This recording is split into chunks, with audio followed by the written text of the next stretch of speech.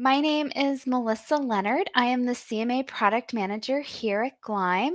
So I'm really excited to present to you guys today on how to pass the CMA exam as a student.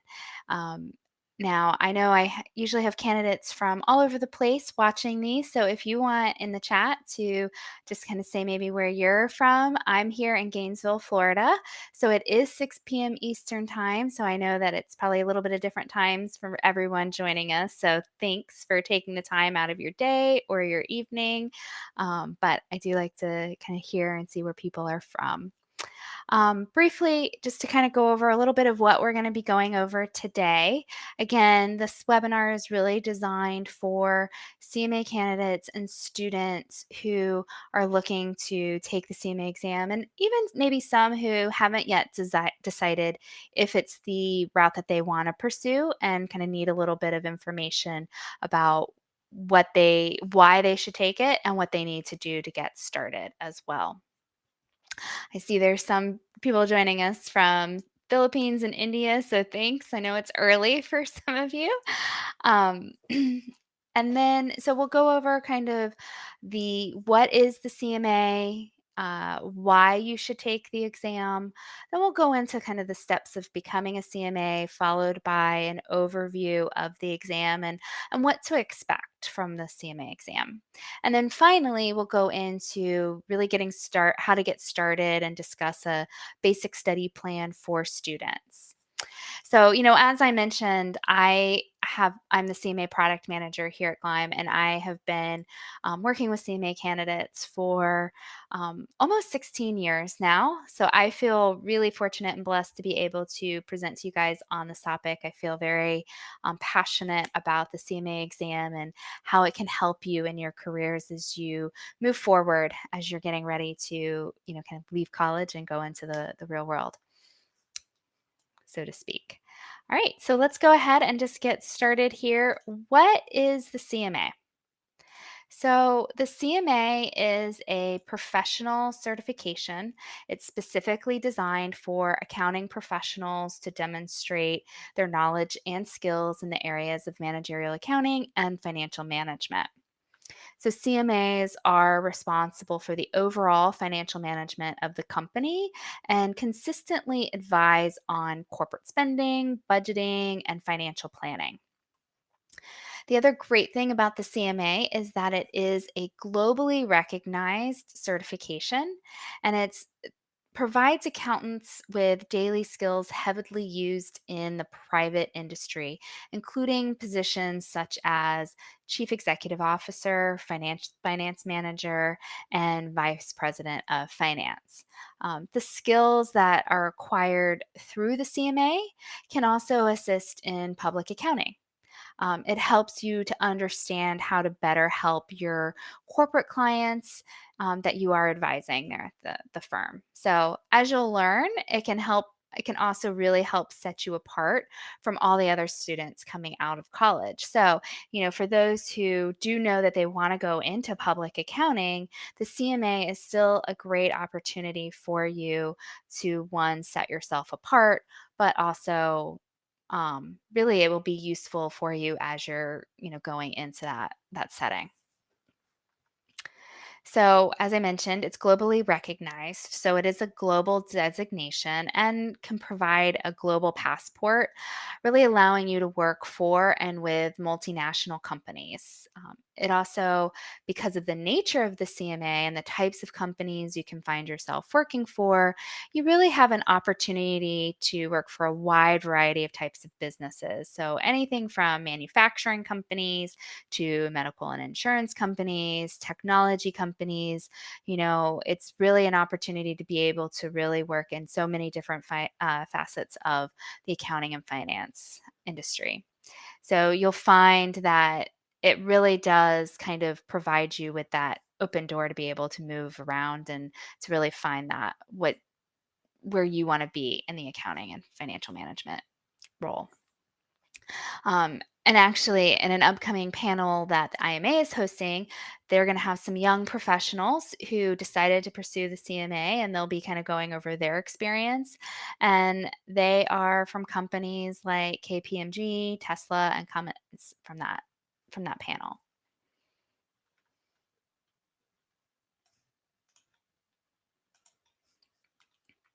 All right, so we're going to dive in now to a little bit of why the CMA. So go kind of a little deeper into that. So, I always say it boils down to career satisfaction. So all of these things that we'll talk about really kind of, I think, funnels into this: are you happy? Are you satisfied with your career and the opportunities? So, are you going to make more money? Yes. Will you be given more opportunities? Yes. So you'll also enjoy more credibility and respect. So all of these things, oftentimes, most likely, will lead to just being happier in your role and in your job. So more money, we'll kind of go into a little bit more detail here. So more money is often a big factor, and CMAs do earn 59% more than non-CMAs. You want to know that if you make this investment, this time and money investment that taking the CMA exam requires, are you going to be paid back, and will it pay you back? Yes, absolutely. It'll pay you back. You're going to be compensated for that with, a higher salary, but also with some intangibles as well. Having the flexibility to move across areas of business, and this is also geographically, because remember, it is a global designation, really just provides more opportunities. So, according to the 2021 Global Salary Survey by IMA, 85% of CMAs in the Americas, agreed that having the CMA increased their career opportunities and helped them move across different areas of business. So, you'll always be able to keep growing and finding new opportunities to flex your accounting and finance skills. Also, with passing the CMA exam, you'll receive recognition for your expertise. So, passing the CMA will highlight that you have the skills and the knowledge that are in high demand right now. So as IMA will say, CMAs provide the why behind the numbers. So, they're more than just a number cruncher. They're going to be the people that managers rely on to really provide strategic thinking and analysis to make decisions. I consider them as partners in the business within this role. So, all of these are probably why so many CMAs, as you can see here from the survey as well, agree that they love their job. So, it really, as I mentioned, kind of all comes down to that is job satisfaction. Now, I also, as I mentioned earlier, recognize that as students, a lot of you are probably likely considering or, kind of want to go to the big four, to the accounting firms, and maybe looking towards some internships and jobs, and that's going to be on your mind, and that's okay. Um, those accounting firms do see the value of the CMA. As I mentioned, it does provide that insight and ability to connect with your clients. Also, as we move along, you'll find that you can take the CMA and pass the exam before you finish school. So you won't be certified, but you can put on your resume or that you have passed the exam, and that's going to just help set yourself apart from all the other applicants. And you'll already show that you have the skills and knowledge and the initiative to pass the certification exam before you graduate, or at least pass a part of it before you graduate and be working toward that goal. So there's several benefits of why you should take the CMA as a student. I always say that if you're a student, there's no time like the present. Now is the perfect time. We know you're busy, but when you're a student, there's going to be similarities in your classes. So there is going to be some crossover between the content and the topics that are tested on the exam and the topics that you're covering in your classes and in your coursework. So, studying for the exam will help you study for your courses, and studying for your courses can help you study for your exams, right? So, really, those similarities will help you out as you go through, and make that an easier process. Also, you're already in study mode, right? You're a student, you're already in that zone of studying. And again, the topics are going to be relevant. So, once you've graduated and you start going into work and you're working many hours, it's going to be very easy to fall out of that study mode and out of those study habits. So, doing it while you're a student is just going to help you create that momentum and keep you going forward. And it's just going to help you on that journey. So, requirements to sit can be submitted after graduation. So, as I was saying, you can pass the exam before you graduate. And then once you get your education and experience requirements, you can then you'll be certified, but you have up to 7 years once you pass the exam to meet those qualifications. So it's definitely one of the things you can definitely do it before you graduate. If you're also going to pursue the CPA, so if that is also a designation you want to take, there are crossovers in the topics tested on the CPA exam. So, studying for the CMA exam can help you prepare for the CPA. So, it'll just shorten your study time to becoming a CPA as well. So, it really just kind of all comes together and is going to help you just be more successful as you move into your careers. And, having the CMA and the CPA being dual certified is going to set you up for more success and even more money.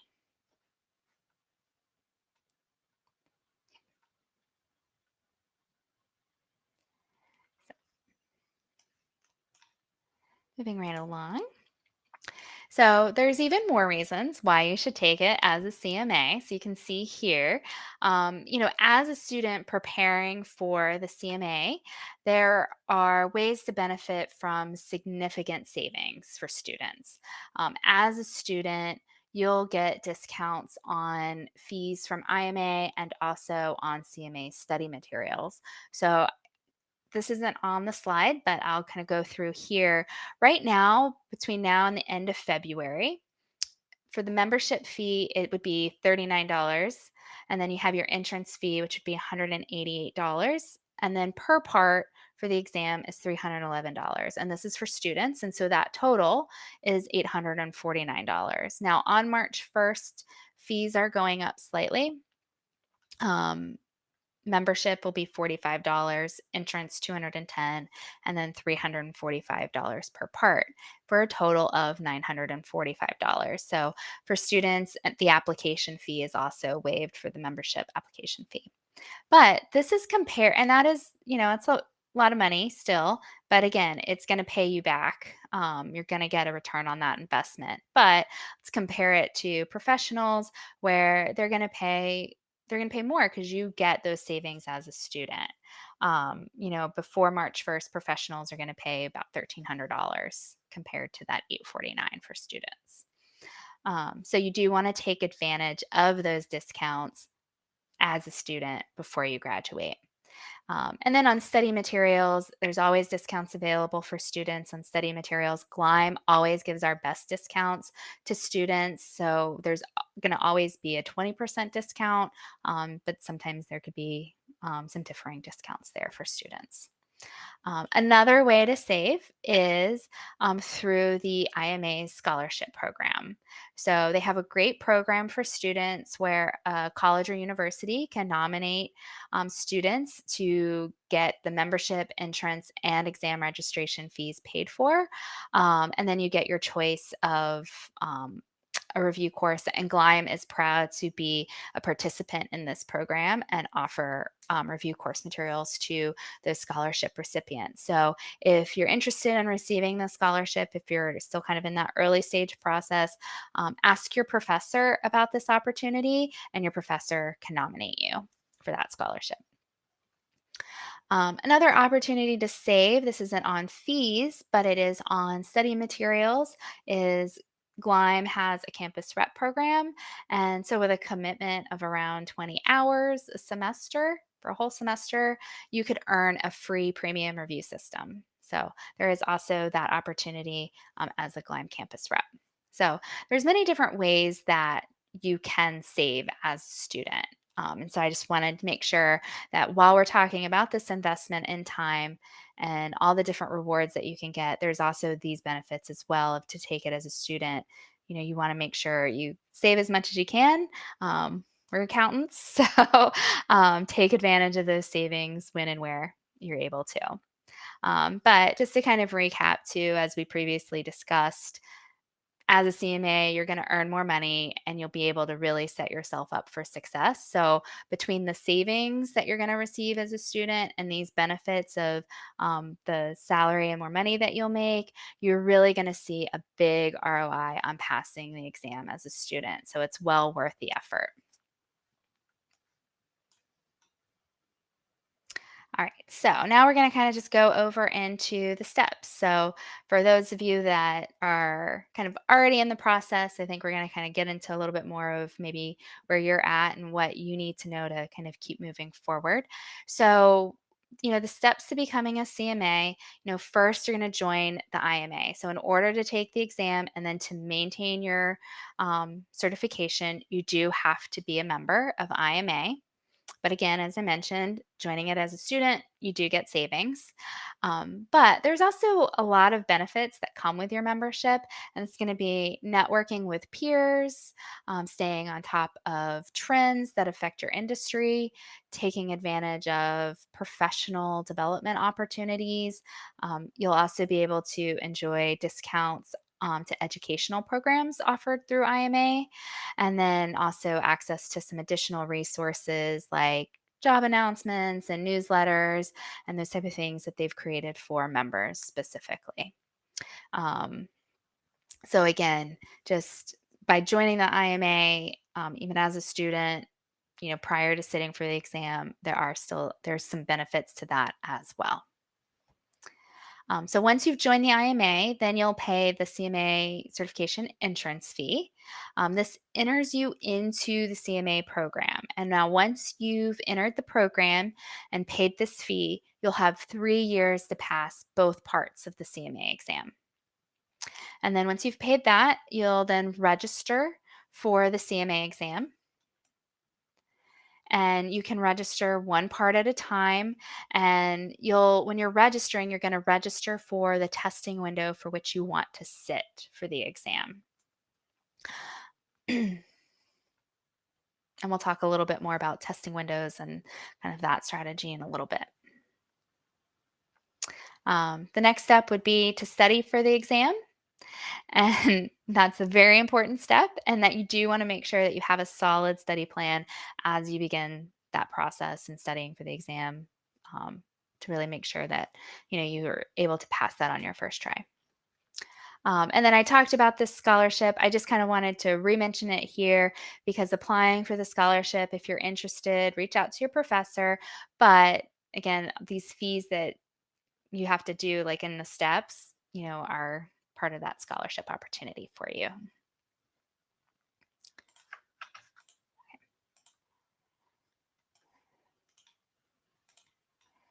All right.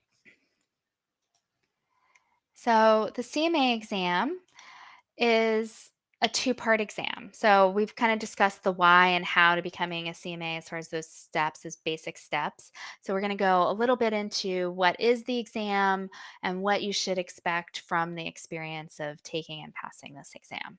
So it's a two-part exam. Part one is financial planning, performance, and analytics. And then part two is the strategic financial management. So in part one, you'll see topics tested on cost management, internal controls, budgeting, and technology and analytics. And then while part two is going to test more corporate finance, risk management, and financial statement analysis, as well as ethics. Now, you can sit for the parts in any order that you want. I find most often candidates will go in order. They'll take part one first and then take part two. Some of the part two topics benefit from having studied for part one prior. However, as a student, you may want to align the parts and like which part you're taking based on classes that you're taking. So we'll kind of go over a little bit of that as well a little bit later. We're going over more of a study plan. But that is something to consider. If you're taking some courses that really cross into the part two topics, you probably might want to start with that part and study again so you have that crossover of the topics and they can help one with the other.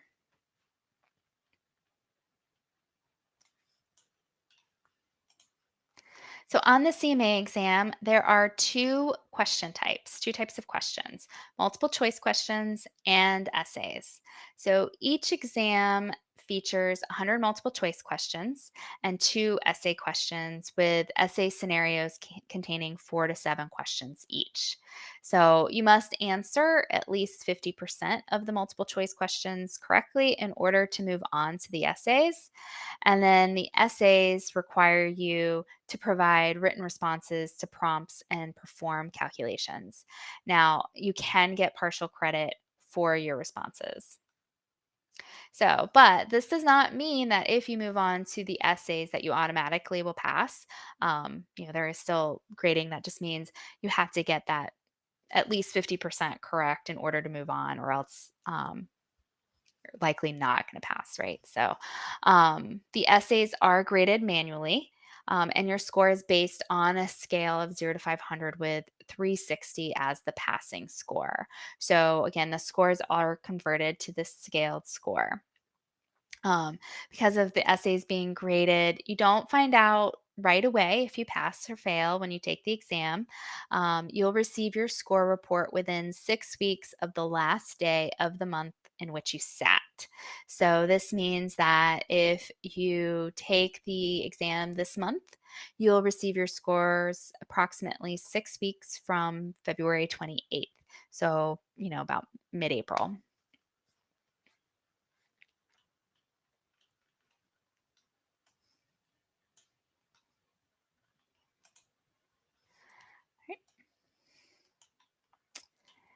Right. And on the CMA exam, you're going to have it's 4 hours for each part. You'll have 3 hours to complete the multiple choice questions and 1 hour to finish the essays. Um, if you finish the multiple choice questions before the 3 hours is up, you can carry over that remaining time to your essays. However, if you do that, once you've moved on to the essays, you cannot go back to your multiple choice questions.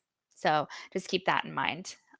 So I always tell candidates really make sure you've answered all 100 multiple choice questions. If you have some time and you've flagged any for review, go back and review. And then again, if you have time remaining and you've finished and you feel confident, go ahead and move on to the essays.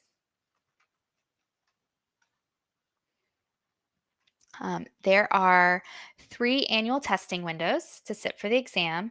So you can sit for one or both parts in any testing window.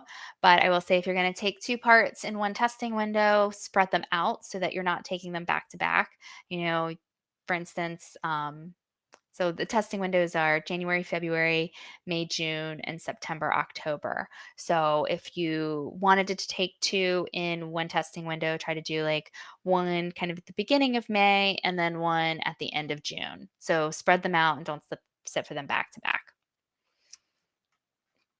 But you can also sit for them one part at a time, one testing window at a time.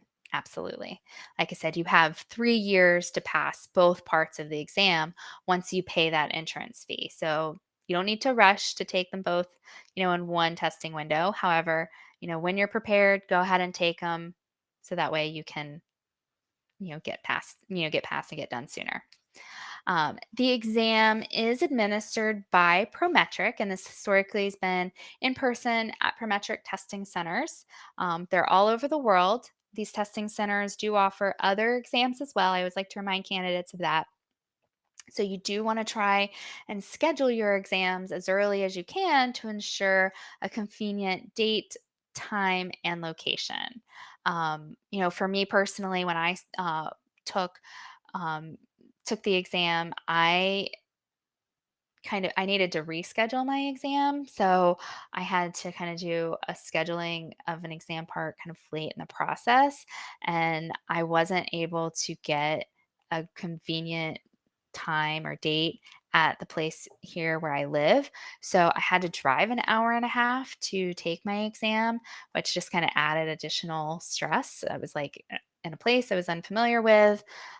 So really try to do that as early as possible so that you can get that convenient time and location that you want.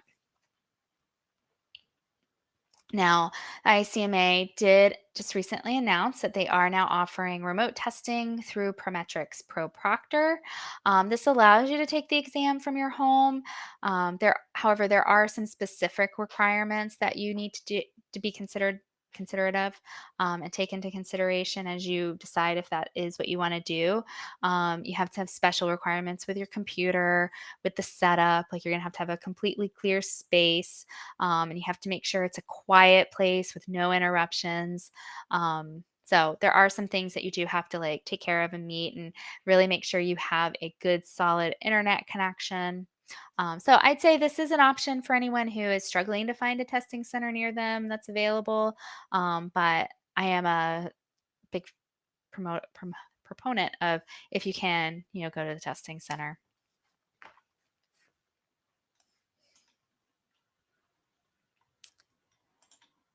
All right. So, going a little bit into kind of some study plans. And remember, we do have someone moderating the chat. We will answer questions at the end, but please feel free as we go along if you think of any questions as I'm going through, or that you just want addressed in general. That's the presentation's not really addressing at this point, but please feel free to put those in the chat.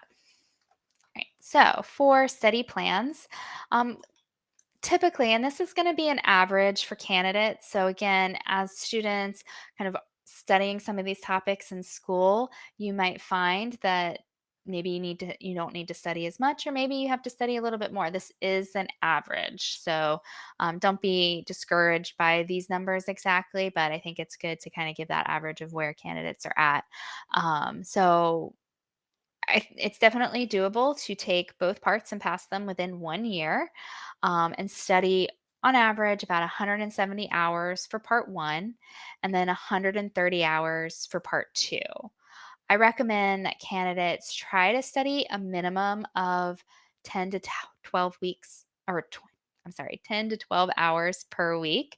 Um, and that's just going to help keep momentum and keep topics that you've studied fresh.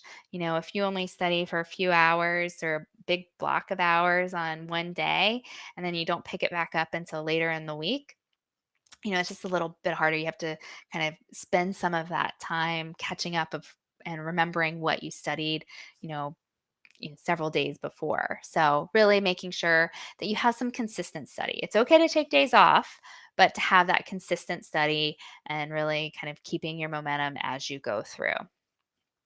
Um, so to meet this, you want to stick to your study plan. So before you begin, really plot out how much time you have each week and stick to those days. It's going to be hard, but really keeping in mind that this is a marathon, not a sprint. So as you're plotting out your study plan and thinking about how much time you have available or what days you want to study, kind of think about what can you realistically kind of give up or not do, and what do you know that after a prolonged period of studying, you're going to be kind of resentful of having to give up or not be able to maintain, right? So really making sure that you're realistic and truthful with yourself as you're setting up that study plan, and again, carving out the days and the times that realistically you'll be able to maintain. And even realistically being able to maintain it, it's still going to be hard. And so that's why it is okay to occasionally reward yourself for meeting your study goals.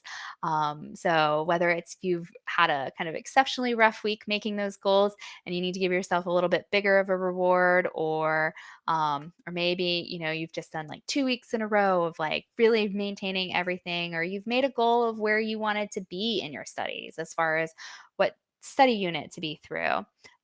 Feel free, and you should reward yourself, because that again is just going to keep you motivated. um, I say the rewards can be anything as simple as a night off, maybe reading a book, or watching some show that you've been wanting to watch and that you've been putting off or kind of not being able to. Um, so just make sure you don't get so caught up in that you can't get back to studying. So that's an important key there. Or, I've had some people say it means that they get, a night they go out to dinner or they get pizza or something because they don't normally do that. So the reward can be really as small or as big as you want it. So but by doing all of this, it's really going to pay off big and really ensure that you are ready for exam date. So, and our Glyme system does have an online study planner that is helpful in kind of setting up and really planning out those goals for you, those weekly goals, and it'll send you some reminders and help you keep your pace. We're going to kind of go over here. I talked a little bit about the study plan as far as kind of figuring out your hours and like what it takes to study for the exam. But now I just want to take a closer look and dive a little further into a detailed study plan specific for students, right? So, we mentioned that a lot of coursework will overlap with some of your current classes. So, what we what we see is that topics tested on part two can typically be found in a second semester junior level classes. So juniors may, if this aligns with your coursework, you may want to take part two first. And so if you do that, like I said, second semester of that junior year, you're taking these courses, and you should think about taking the exam in the May-June testing window. Now, again, this is the May-June testing window, so you can take it the beginning of May into June. But what I would say is maybe look to um, start studying maybe like just after spring break, maybe. And then that's going to give you enough time where you're studying kind of again as those topics are being crossed over in your coursework. But you don't have to really be doing the 10 to 12 hours. Maybe you're doing as much as you can with your study mode and your classes, maybe taking some questions. Um, but study as much as you can, but then you could be prepared, um, you know, f- sometime in May. Or if you need to start later in the semester, even once the semester ends, you're still going to have just had those classes. So it's still going to help you, right? Be able to meet that May, June testing window. And with the Glyme materials, you do get a personal counselor. So as you're going through, if you're trying to decide exactly when you should start or how you want to do this, um, you'll be able to kind of talk to your personal counselor and they'll be able to really go over like exactly where you're at, right? And what you need to do based on kind of what's going on in your life right then. So they're really there to help you as a mentor and a coach and a guidance, to provide that guidance. Now, then what we kind of see often is that the fall of your senior year, you'll be covering topics found on part one. So you could aim to sit during your winter break and or beginning of your spring semester because it's the January, February testing window they'd be able to be prepared for. So what I would maybe say is you could start studying, around Thanksgiving. Again, it doesn't have to be hard hitting, but kind of just getting into that, or at least start kind of planning out that schedule. Devote some time during your winter break and be prepared to sit for the exam sometime in that January, February testing window. The great thing too about this is that kind of taking it like that, um, and as I've mentioned, there is crossover on CMA topics and the CPA topics. So this is going to shorten your CPA prep time as well. So topics in the CMA can be found on BEC, financial, and regulation. So after graduating and meeting the requirements for your CPA, you'll have kind of already had this experience studying for these topics on the CMA, already have the experience of taking a certification exam and how these types of questions are presented. And you can start the process studying for the CPA What Gleim has found is kind of going in, taking financial and then auditing and then reg and then followed it up by BEC, like we show here on the screen, is kind of where our candidates find most success when they're doing it as students like this. So this is a little bit of a detailed plan, a little bit more in depth of like for you as a student, what you should consider.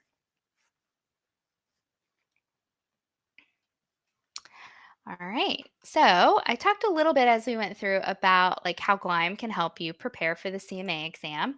But with the CMA premium review, as I mentioned, students do get discounts. If you're interested in the campus rep program, you can get that, um, you know, through the campus rep program, earning that through that work. And then, as I mentioned, we are an offering for that scholarship. But with the CMA Premium Review, you get our adaptive technology, and that's going to be, it's really a platform that our course is delivered on that's going to help guide you through your studies. It's as you go through, it's going to identify your weak areas and tell you where you need to focus. So it's just helping you to be more efficient with your studies and be more confident and really focusing on those weak areas so you can work on those and build all the confidence that you need and all the knowledge and skills that you need as you go forward. You do get over 65 hours of video lectures. They star Amy Ford. She is a professor at Western Illinois University, and she is our lead CMA Glyman Stark professor. Um, we do offer some office hour webinars that go over very specific content. She is the host of that as well. You get the bank of exam quality questions. So that's our full test bank. The adaptive platform pulls from that test bank, but you can also go in and access that test bank individually as well. You get the access until you pass guarantee. So, as students, if you get the materials and you start, but then you're unable to finish, you're going to have access until you pass. So, as long as you're still studying for the exam, we're going to make sure that you have access to the materials. We're going to make sure you have access to the updates. The online will automatically update. If you need the physical materials, you can contact us. There would be shipping contact there would be shipping costs to get the updated books shipped to you, but you'll have that access until you pass. You get the unmatched exam day emulation. And then you also get the digital and physical copies of our books. So the digital and physical are the same. Digital will update automatically, and then there's the physical.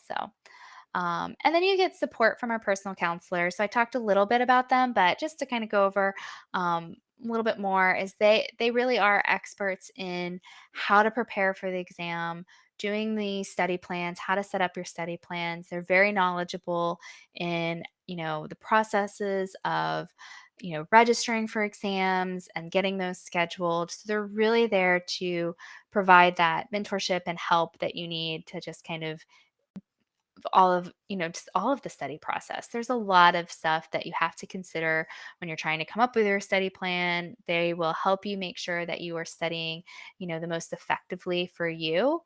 So they are a valuable resource. I can't stress that enough. Please utilize your personal counselors. They're a great team. And you know we really value them here as well. And then you also get assistance from our accounting experts. So through the course, you'd be able to ask for extra assistance if you need help, kind of reading something or you're reviewing an answer explanation and you just need a little bit more assistance. They're available to provide some additional feedback. You'd submit that through your course and then they'll reply through that. So that is our premium review and features that you would get and how we would help you pass the exam.